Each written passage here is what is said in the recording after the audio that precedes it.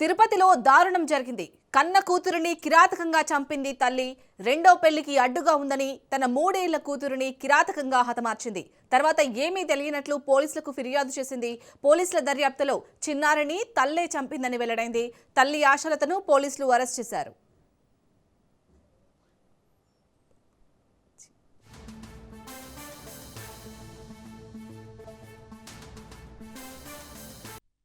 నా బిడ్డ మనవరాలు 10 గంటలకు ఉన్నింది.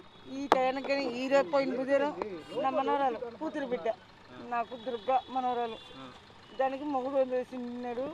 నా మనవరాలకి ఎంత పుట్టిందో అన్ని దినాలు దానికి కానీ పెళ్ళింది. పెళ్లి కాకముందు కానీ పెళ్లి చేసిన కడుపు తెచ్చుకుని పెళ్లి చేసిన అన్ని చేసిన అన్ని చేసి వస్తుంది కదా అని నేను వదిలేసి మా కూతురు ఏం తీసుకొని పోయింది. బిడ్డని మామూలుగానే డైలీ అమ్మకి ఎత్తుకొని పోతుంది కదా. ఎట్ట డౌట్ ఒక ఫోన్ చేస్తే ఏం చెప్పింది తెలిసిన ఆ పిల్ల ఏం చెప్పిందంటే ఏం మాట్లాడలేదు. మెసేజ్ పెట్టిందంట 4 గంటలకు మాకు అలిపిరికి పోతే మాకు వచ్చేది ఆ ఇంటికాడ ఉంటే కదా మేము పోయి ఇచ్చినాం. మేము పోలీసు వాళ్ళు కానీ వచ్చి ఎత్తుకున్నట్టు లేదు అన్ని. ఇంకా నాకు తెలిసిన ఇల్లే కదా.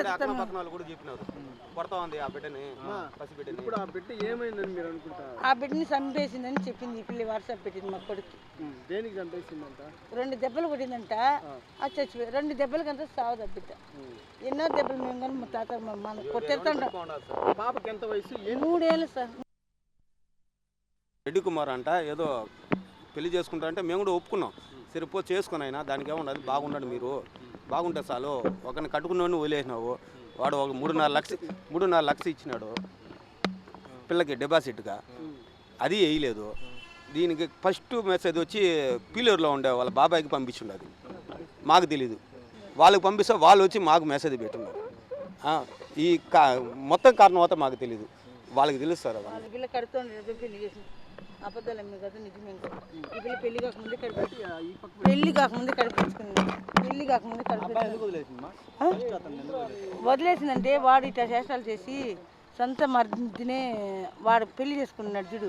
వాళ్ళ తమ్ముని ఈ పిల్ల ఏమో అనిందంట. అదేదో సెల్ ఫోన్లో చూసేసి ఆయన పిలిచి ఏమని చెప్పినాడంటే, వాడు ఈ పని చేస్తే నాకు నచ్చదక్క, నేను వదిలేస్తాను ఆ పిల్ల. సరే నేనేం చెప్పలేను, ఇంక తప్పు ఎవరిదైనా తప్పే కదా అని. మన బిడ్డది తప్పు అని వెనకేసుకోరాకూడదు అని నేను నిజమే ఒప్పుకున్నా. సరే వదిలేను చూపించినాడు అవన్నీ. సరే వదిలేసింది. ఏదో ఆ పిల్ల ఎంత తప్పు చేసుకుంటుందో అవన్నీ మేము కానీ పట్టించుకోలేదే. బిడ్డ చాలు నాకు. ఆ బిడ్డకి తల్లి కావాలి, పాలు. ఆ పిల్ల పాలు కానీ మర్చిపోయిందంటే నేను దాని దగ్గర కానీ ఇచ్చాను. చిన్న బిడ్డ పాలు తాగే బిడ్డ కదా, తల్లి బిడ్డనట్టే వేరు చేసేది. నేను డైలీ ఎత్తుకొని పోతాను, డైలీ ఎత్తుకొని వస్తుంది. ఈ పని చేస్తుంది నేను కలగ.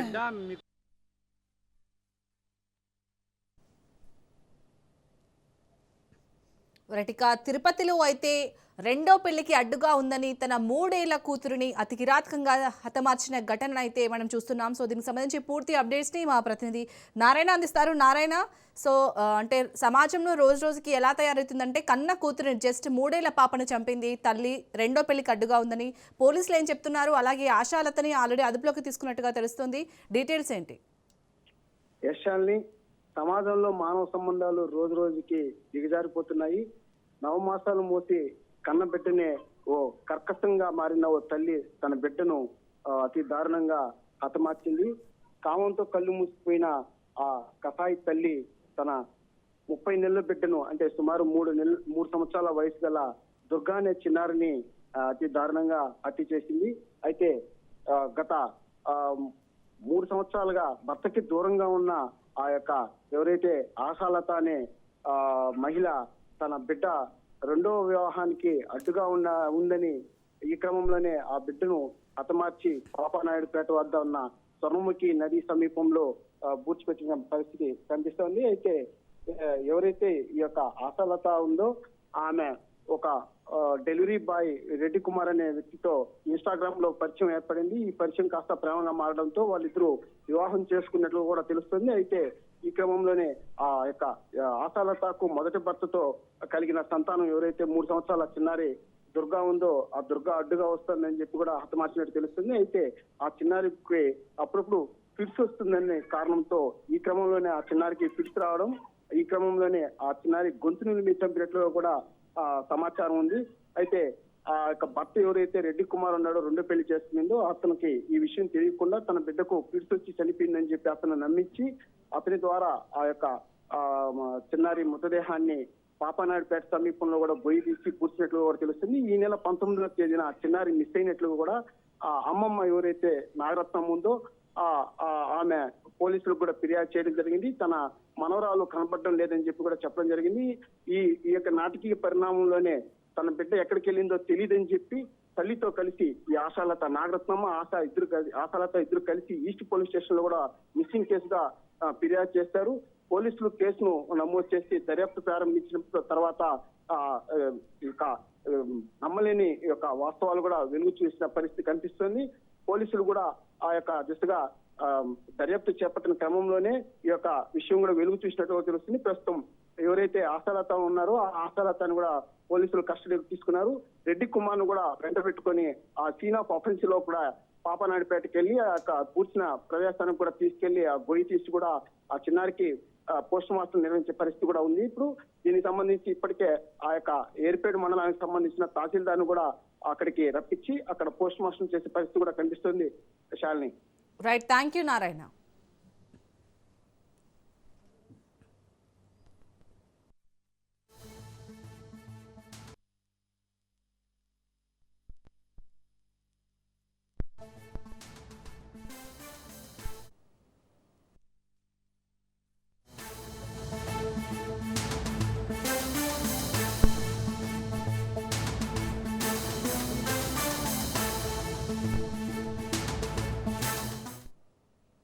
జగిత్యాల జిల్లా మల్లాపూర్లో ప్రమాదం జరిగింది. స్కూల్ విద్యార్థులను తరలిస్తున్న వాహనం బోల్తా పడింది. అదుపు తప్పి పొలాల్లోకి దూసుకెళ్లింది. ఈ ప్రమాదంలో 15 మంది విద్యార్థులకు గాయాలయ్యాయి. గాయపడిన వారిని ఆసుపత్రికి తరలించారు.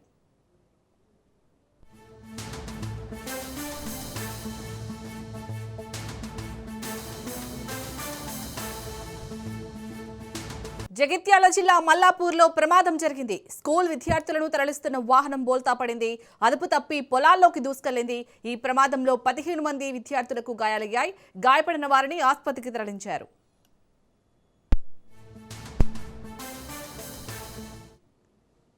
ఇక జగిత్యాల జిల్లా మల్లాపూర్లో జరిగిన ప్రమాదానికి సంబంధించి మరిన్ని అప్డేట్స్ ని మా ప్రతినిధి అజీం అందిస్తారు. అజీం, అసలు ఈ ప్రమాదం జరగడానికి కారణం ఏంటి? అలాగే ఎవరైతే గాయపడ్డారో విద్యార్థులు, వారి పరిస్థితి ఏ విధంగా ఉంది? శాలిని, జగిత్యాల జిల్లా మల్లాపూర్ మండలం శివార్లోని మోడల్ స్కూల్ సమీపంలో ఈ రోజు ఉదయం రోడ్డు ప్రమాదం చోటు చేసుకుంది.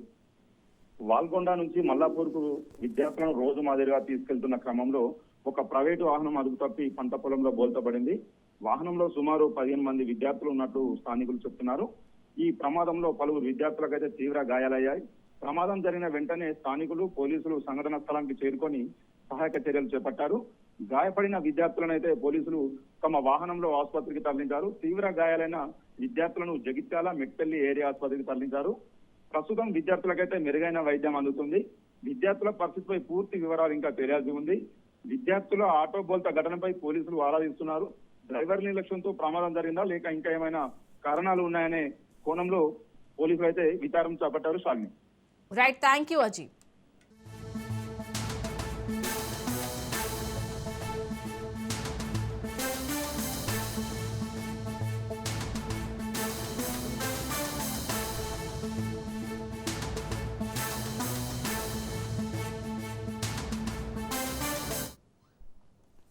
కృష్ణా జిల్లా మచిలీపట్నంలోని పాల కేంద్రాల్లో ఫుడ్ సేఫ్టీ అధికారులు విస్తృత తనిఖీలు నిర్వహించారు.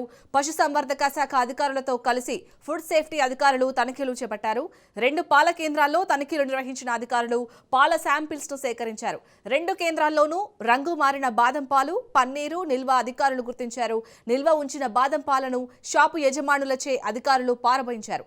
రాజమండ్రిలో కల్తీ పాలు ఘటనతో ఈ తనిఖీలు చేస్తున్నామని ఫుడ్ సేఫ్టీ అధికారి గోపాలకృష్ణ తెలిపారు.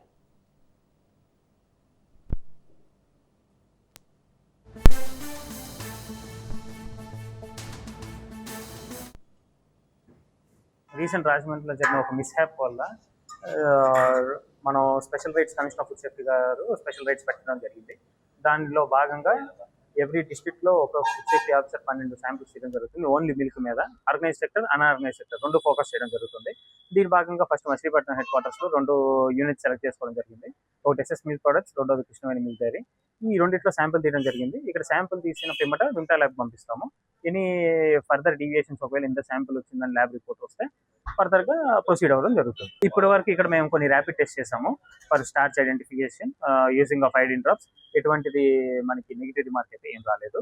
ఫిజికల్ గా కూడా వెరిఫై చేసాము. ఫిజికల్ గా కూడా బాగానే ఉంది.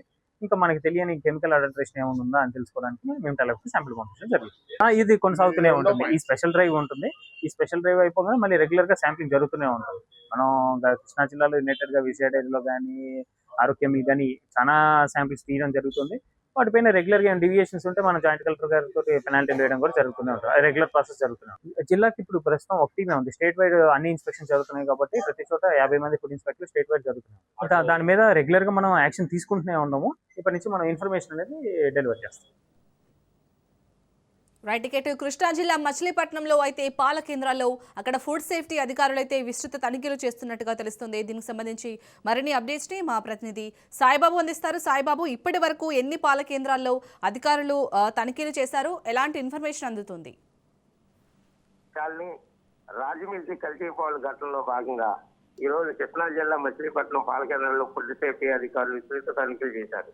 పశువర్ధక శాఖ అధికారులతో తనిఖీలు నిర్వహిస్తున్న ఫుడ్ సేఫ్టీ అధికారులు 2 పాల కేంద్రాల్లో తనిఖీలు నిర్వహించి పాల శాంపిల్స్ సేకరించిన అధికారులు తనిఖీలు చేసిన 2 కేంద్రాల్లోని భారీగా నిల్వ ఉంచిన రంగుమారిన బాదం పాలు, పన్నీర్ నిల్వ గుర్తించిన అధికారులు రంగుమారిన నిల్వ ఉంచిన బాదం పాలను షాప్ యాజమాన్యాలను డిస్మిస్ చేసిన అధికారులు రాజమండ్రిలో కల్తీ పాల ఘటనలో తనిఖీలు చేస్తున్నామని తెలిపిన జిల్లా ఫుడ్ ఇన్స్పెక్టర్ గోపాలకృష్ణ.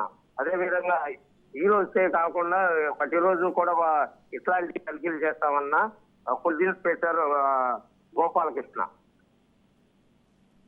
సాయిబాబు, అలాగే ఇప్పటికైనా ఫుడ్ సేఫ్టీ అధికారులు రెగ్యులర్ గా చెక్ చేసే అవకాశం ఉందా అక్కడ?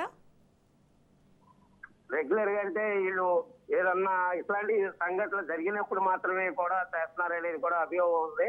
కానీ ఇక నుంచి నిరంతరం చేస్తామని చెప్పడం కూడా జరుగుతుంది అధికారులు. Right, thank you Saibaba.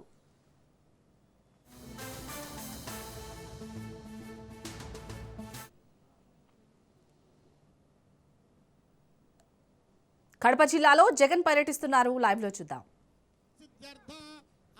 రాష్ట్రస్య ప్రజాహితానాం సుపరిపాలనా సిద్ధ్యర్థ అస్మిన్ ప్రతిష్టా మహోత్సవాంగత్వేన గణపతి పూజాఖ్యం కర్మ కరిష్యే. ఓం ఆరోఢిర్విఘ్నోత్తర కర్మకార్యర్థం శ్రీ మహాగణాధిపతి పూజాం కరిష్యే. ఓం గణాని తంగ కలశారాధనం కరిష్యే. పూర్ణ కలహమాదాయ కలశే సుధావతి పవిత్రే పరిశుచ్యతే.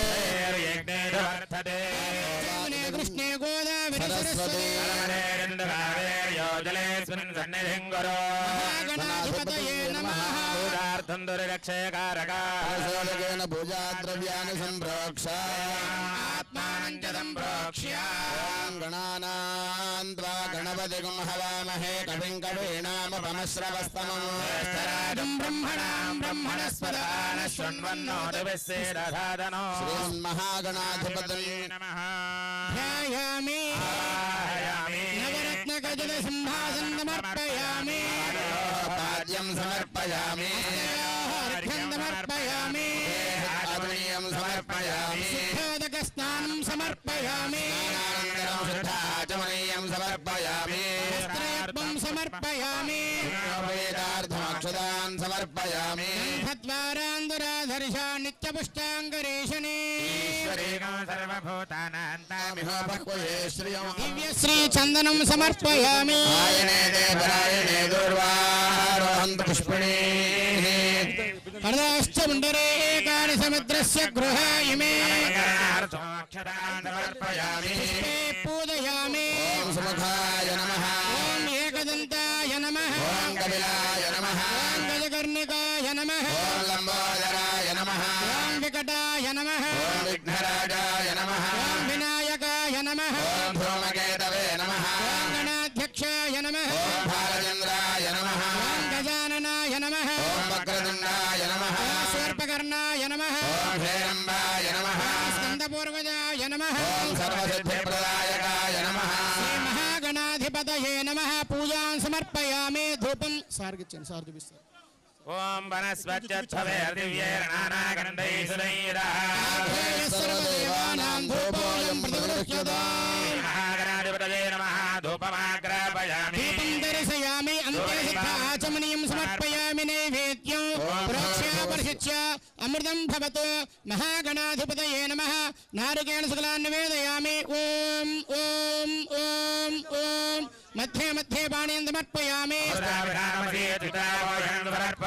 హస్తే ప్రక్షాళయామి ప్రక్షాళయామి ఆచమనీయం సమర్పయామి తాంబూలం సమర్పయామి భజంత్రులు గట్టమేనం ఓం బలవంతం ప్రభుత్వమేవ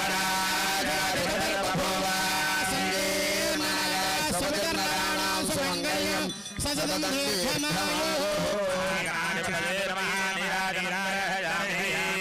పార్వతీపదే హర హర మహాదేవ హర జయ బలో గణేష్ మహారాజ్ కి విద్యార్థం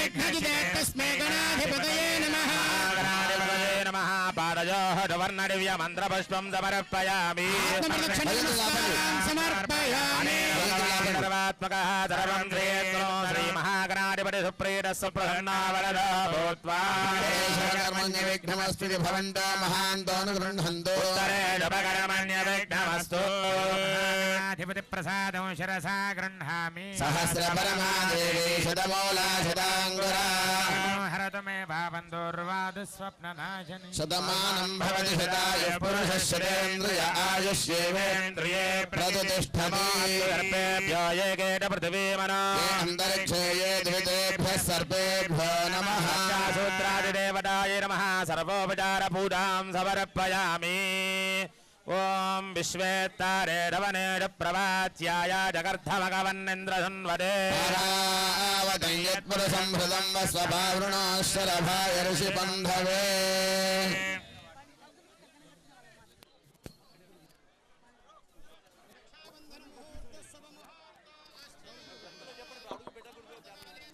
దయచేసి ఇప్పుడు జగన్మోహన్ రెడ్డి గారు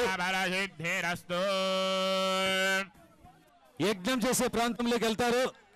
ఓన్లీ కంకణం కట్టుకున్న వాళ్ళు మాత్రమే లోపలికి వెళ్ళాలి కాబట్టి ఎవరు ఇక్కడికి రావద్దని మనవి. ఓన్లీ కంకణదారులు మాత్రమే ఇక్కడికి రావాలి.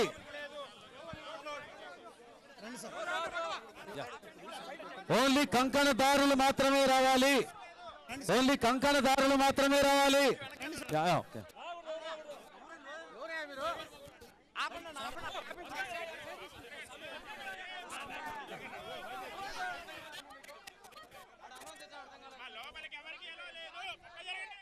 కంకణదారులు మాత్రమే రావాలి.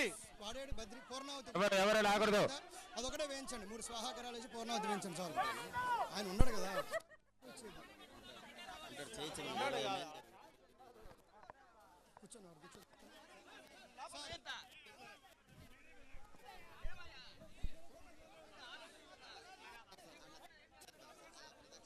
అన్ని చూపిస్తాను సార్.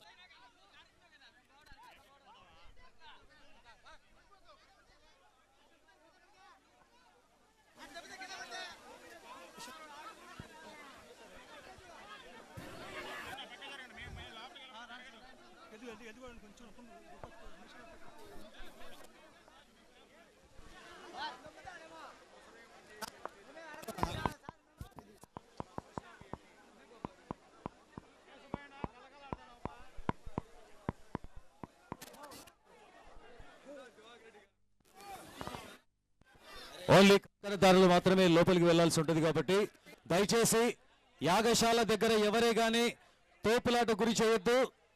ఓన్లీ కంకణదారులు మాత్రమే లోపలికి వెళ్ళాలి. మనం ఎంత తాపత్రయపడినా లోపలికి అడుగు పెట్టడానికి అవకాశం ఉండదు. కంకణదారులు మాత్రమే లోపలికి వెళ్ళాలి. మనం అడుగుపెట్టి ప్రాంతాన్ని వాళ్ళ నిష్టను భంగం చేయకండి. ఆ పవిత్రతను కాపాడాలి. ఓన్లీ కంకణదారులు యజ్ఞాన్ని తీసుకున్న వాళ్ళు మాత్రమే లోపలికి అడుగు పెట్టడానికి అర్హులు.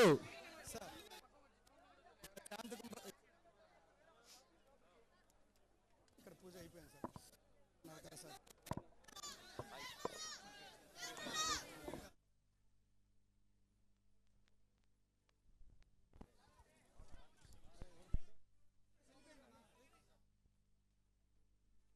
సార్ ఇది త్రిశూల పూజ సార్. ఇక్కడ 9 కలశాలతో నవకలశార్చన చేశారు.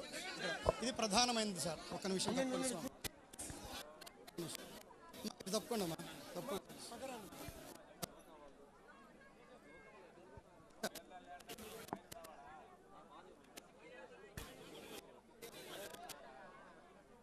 ఏవైతే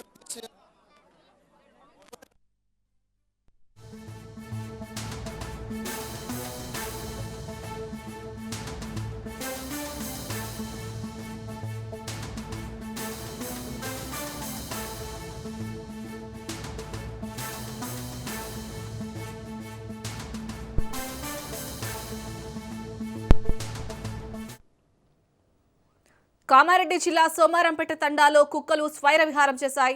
అంగన్వాడీ కేంద్రం నుంచి ఇంటికి వెళ్తున్న బాలికపై కుక్క దాడి చేసింది. కుక్క దాడిలో బాలిక ముఖం, నోరు భాగంలో గాయాలయ్యాయి. స్థానికులు బాలికను సిరిసిల్ల ఆసుపత్రికి తరలించారు. బాలికకు మెరుగైన వైద్యం కోసం నిమ్స్కు తరలించారు. గ్రామంలో వీధి కుక్కల సమస్యపై చర్యలు తీసుకోవాలని స్థానికులు డిమాండ్ చేస్తున్నారు.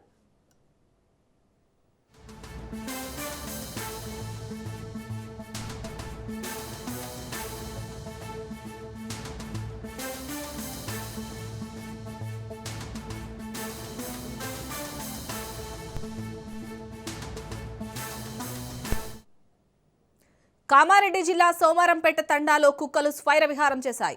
అంగన్వాడీ కేంద్రం నుంచి ఇంటికి వెళ్తున్న బాలికపై కుక్క దాడి చేసింది. కుక్క దాడిలో ఆ బాలిక ముఖం, నోరు భాగంలో గాయాలయ్యాయి. స్థానికులు ఆ బాలికను సిరిసిల్ల ఆసుపత్రికి తరలించారు. బాలికకు మెరుగైన వైద్యం కోసం నిమ్స్కు తరలించారు. గ్రామంలో వీధి కుక్కల సమస్యపై చర్యలు తీసుకోవాలని స్థానికులు డిమాండ్ చేస్తున్నారు.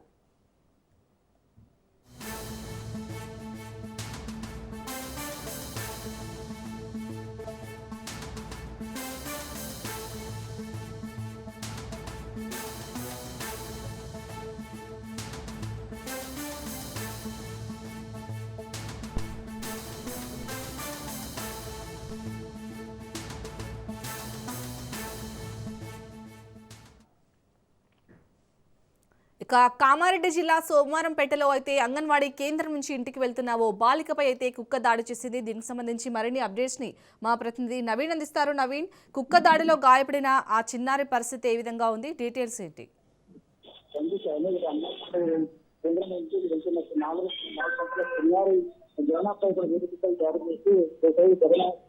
కామారెడ్డి జిల్లా మాతిరెడ్డి మండలం సోమారంపేట తాండాలో ప్రవేశిస్తుంది. అయితే చిన్నారి సందర్శించిన ఆయా అక్కడ లేకపోవడంతో టీచర్ విజయ ఇంటికి పంపించిన క్రమంలో చిన్నారి కొంత దూరం ముందు వెళ్తున్న పరిస్థితి ఉంటుంది. ఇంకా టీచర్ కొంత దూరంలో ఉంది. అంటే అట్లా వెళ్తున్న క్రమంలో అక్కడ ఉన్న వీధి కుక్కలు చిన్నారిపై దాడి చేశాయి. దాడిలో ముఖంతో పాటు కూడా గాయాలైతే చిన్నారి ఎట్లపడిగా టీచర్ వేయడంతో అక్కడ ఉన్న వీధులతో పాటు చుట్టుపక్కల వాళ్ళు ఆ కుక్కను తరిమేశారు. అప్పటికి తీవ్ర గాయాలను బట్టి ఆ చిన్నారిని వెంటనే సిరిసిల్ల ప్రైవేట్ హాస్పిటల్కి తరలించారు. అక్కడ నుండి కొంచెం పరిస్థితి విషమించడంతో కూడా అదే నిమ్స్ తరలించినట్లు కూడా తెలిపారు. అయితే ముఖ్యంగా అంగన్వాడీ కేంద్రం వద్ద కూడా అక్కడ సరైన వసతి లేకపోవడంతో జరిగిందని చెప్పి, ముఖ్యంగా కుక్కల జరిగి నుంచి గ్రామంలో చెప్పి గ్రామ పంచాయతీ పెద్దలకు కూడా సర్పంచ్ తెలిసినప్పటికీ ఎంతవరకు పట్టించుకోవడం చెప్పి కూడా గ్రామస్తులు మండిపడుతున్నారు. వెంటనే ఏదైతే కుక్కల విషయంలో కూడా చర్యలు తీసుకోవాలని చెప్పి గ్రామస్తులు చెప్తున్న పరిస్థితి మాత్రం కనిపించింది. ప్రస్తుతం అయితే ఆమె ఏదైతే చిన్నారు అవసరం చిన్నారు ఉందో కుక్కల గాయాల పడిన చిన్నారి కూడా ఆ వ్యాధిలోని ఆసుపత్రికి కొంచెం చికిత్స పొందిన పరిస్థితి. నవీన్, మనం ఇలాంటి ఘటనలు ఈ మధ్య కాలంలో ఎక్కువగా చూస్తున్నాం. సో మరి ఆ గ్రామంలో ఈ వీధి కుక్కల సమస్య ఏదైతే ఉందో దానిపై జిహెచ్ఎంసీ అధికారులు ఫిర్యాదు చేశారా? స్థానికులు ఏం చెప్తున్నారు? జిల్లాలో తరచూ ఈ కుక్కలు ఎవరో ఒకపై దాడి చేయడం, గాయపరచడం, వాళ్ళు గాయాల పడే ఆసుపత్రికి వెళ్ళడం కూడా జరుగుతుంది. దీనిపై కూడా గ్రామ పంచాయతీ వారికి కావచ్చు, జిహెచ్ఎంసీ అధికారులు చెప్పినప్పుడు కూడా వారు పట్టించుకునే పరిస్థితి కనిపిస్తుంది. ఇలా అధికారులు పట్టించుకోవడంతో ఈ ఇష్యూ కూడా ప్రతి వస్తున్న పరిస్థితి. ఎక్కడో ఒక చేత కూడా కుక్కలు దాడి చేయడం, అక్కడ వాళ్ళు గాయాలు పడుతున్న పరిస్థితి చెప్పి ఇప్పటికైనా కూడా ఎవరైతే జిహెచ్ఎంసీ అధికారులు కావచ్చు, గ్రామ సర్పంచ్ కావచ్చు, గ్రామ ప్రజలు కావచ్చు, దీనిపై చర్యలు తీసుకోవాలని చెప్పి గ్రామస్తులు చెప్తున్న పరిస్థితి మొత్తం ఇష్టం చెప్పచ్చు. కేవలం మీకు అధికారులు పట్టించుకోవడం పోవడం వల్లనే ఇదంతా పెరుగుతుందని చెప్పి కూడా గ్రామస్తులు మంది పరిస్థితి ఉందని చెప్పవచ్చు. Right, thank you Naveen. తెలంగాణలో ఇంటర్ పరీక్షలు ప్రారంభమయ్యాయి. రాష్ట్ర వ్యాప్తంగా 33 జిల్లాలో మొత్తం 1495 పరీక్షా కేంద్రాలు ఏర్పాటు చేశారు. ఫస్ట్ ఇయర్లో 4,89,126 మంది, సెకండ్ ఇయర్లో 5,07,949 మంది కలిపి మొత్తం 9,97,075 మంది పరీక్షలకు హాజరు కానున్నారు. పరీక్షా కేంద్రానికి 5 నిమిషాలు ఆలస్యంగా వచ్చినా అనుమతిస్తారు. విద్యార్థుల రవాణాకు ఎలాంటి ఇబ్బందులు లేకుండా ఆర్టీసీ ప్రత్యేక బస్సులు నడుపుతోంది. పరీక్షా కేంద్రాల్లో సీసీ కెమెరాలు, గోడ గడియారాలు ఏర్పాటు చేశారు.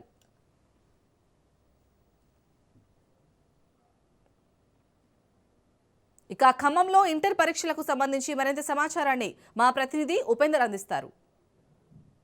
ఇంటర్మీడియట్ పరీక్షలు అయితే ప్రారంభమై ఉదయం ఏదైతే 8:30 గంటలకు కూడా విద్యార్థులకు కూడా అలో చేస్తున్న పరిస్థితి కనిపిస్తుంది. ఖమ్మం జిల్లా వ్యాప్తంగా దాదాపుగా 35,188 విద్యార్థులు ఈ రోజు నుంచి 18వ తారీఖు వరకు కూడా పరీక్ష కేంద్రానికి అయితే పరీక్షలు అయితే రాయడానికి సిద్ధంగా ఉన్నారు. ఇది నేపథ్యంలోనే జిల్లా వ్యాప్తంగా ఇప్పటికే 66 పరీక్ష కేంద్రాలను కూడా అధికారులు కూడా సిద్ధం చేసిన పరిస్థితి కనిపిస్తుంది. ఇక ఉమ్మడి జిల్లాలో దాదాపుగా ఇప్పటికే 35,188 విద్యార్థులు అటు నేటి నుంచి కూడా 18వ తారీఖు వరకు కూడా ఈ పరీక్షలు అయితే కొనసాగుతున్నాయి. ఉదయం 9 గంటల నుంచి మధ్యాహ్నం 12 గంటల వరకు కూడా ఈ పరీక్షలు ఉంటాయని చెప్తున్నారు. ఇక ఖమ్మం జిల్లాలో మొదటి సంవత్సరం విద్యార్థులు 17,780 మంది, ద్వితీయ సంవత్సరం విద్యార్థులు 18,877 మంది విద్యార్థులు ఉన్నారు. పరీక్షకు హాజరు కానున్న మొత్తం విద్యార్థుల్లో వీరంతా కూడా 66 పరీక్ష కేంద్రాల్లో అయితే వీరు పరీక్షను రాయనున్నారు. దాదాపుగా ముగ్గురు ఫ్లయింగ్ స్క్వాడ్లతో పాటు 10 మంది సిట్టింగ్ స్క్వాడ్లతో పాటు అటు ఏదైతే డిపార్ట్మెంటల్ ఆఫీసరు సూపరింటెండెంట్ ఆఫ్ వారు కూడా ప్రత్యేకంగా దీన్ని తనిఖీలు నిర్వహించనున్నారు. ప్రత్యేకంగా విద్యార్థులు ఉదయం ఏదైతే 8:30 గంటల నుంచి కూడా అలౌ చేస్తున్న పరిస్థితి కనిపిస్తుంది. ఇక 5 నిమిషాలు ఏదైతే వెసులుబాటు కల్పించడంతో 9 గంటల 5 నిమిషాల తర్వాత కూడా విద్యార్థులను అలౌ చేస్తారో తర్వాత మాత్రం గేట్లు మూసివేసే అవకాశం అయితే స్పష్టంగా కనిపిస్తుంది. ఇప్పటికే జిల్లా వ్యాప్తంగా కట్టుదిట్టమైన ఏర్పాట్ల నడుమ మాత్రం ఇంటర్మీడియట్ ఎగ్జామ్స్ అయితే ప్రారంభమయ్యాయని మనం చెప్పుకోవచ్చు. ప్రధానంగా ఖమ్మం జిల్లాలో ఉన్నటువంటి దాదాపుగా ఏదైతే 66 సెంటర్లో దాదాపుగా 35,888 మంది మొత్తం ఈరోజు ఉదయం నుంచి కూడా పరీక్ష కేంద్రానికి తరలి వెళ్తున్న పరిస్థితి కనిపిస్తుంది. ఇది ఈ నేటి నుంచి దాదాపుగా 18వ తారీఖు వరకు కూడా ఈ పరీక్ష కేంద్రాల్లో వద్ద అయితే విద్యార్థులు అయితే అంటే పరీక్షలు రాసేందుకు హాజరవుతున్నారు. ప్రతి విద్యార్థి కూడా ప్రత్యేకంగా ఫ్లయింగ్ స్క్వాడ్, సిట్టింగ్ స్క్వాడ్స్తో ప్రత్యేకంగా తనిఖీ నిర్వహిస్తున్న పరిస్థితి కనిపిస్తుంది. ప్రతి విద్యార్థికి కూడా ప్రత్యేకంగా ఏదైతే హాల్ టికెట్లో ప్రత్యేకంగా అటు ప్రిన్సిపాల్ సంతకం లేకున్నా కూడా ప్రత్యేకంగా అనుమతిస్తున్న పరిస్థితి కనిపిస్తుంది. ఇక ప్రత్యేకంగా దీనికి సంబంధించి ప్రతి పోలింగ్ కేంద్రం వద్ద కూడా ఏదైతే దీనికి సంబంధించినటువంటి క్యూఆర్ కోడ్ను కూడా ఏర్పాటు చేయడం జరిగింది. ఈ క్యూఆర్ కోడ్ ద్వారా కూడా ఏదైతే స్కాన్ చేస్తే ఖచ్చితంగా విద్యార్థి సెంటర్తో పాటు అక్కడ ఉన్నటువంటి వివరాలు కూడా వెల్లడి అవకాశం కూడా ఏర్పాటు చేశారు. ప్రత్యేకంగా తనిఖీ నేపథ్యంలో కట్టుదిట్టమైన ఏర్పాట్ల నడుమ మధ్య ఈ పరీక్ష అయితే నిర్వహిస్తున్న పరిస్థితి కనిపిస్తుంది. ఇక ఖమ్మం జిల్లాలో ఉన్నటువంటి ఈ 67 ఏదైతే పరీక్ష కేంద్రాల వద్ద కట్టుదిట్టమైన ఏర్పాట్లతో పాటు అదేవిధంగా ఇక్కడ ఉన్నటువంటి ఏదైతే జిరాక్స్ సెంటర్లు కావచ్చు, అదేవిధంగా ఇంటర్నెట్ సెంటర్లో కూడా మూసివేసిన పరిస్థితి కనిపిస్తుంది.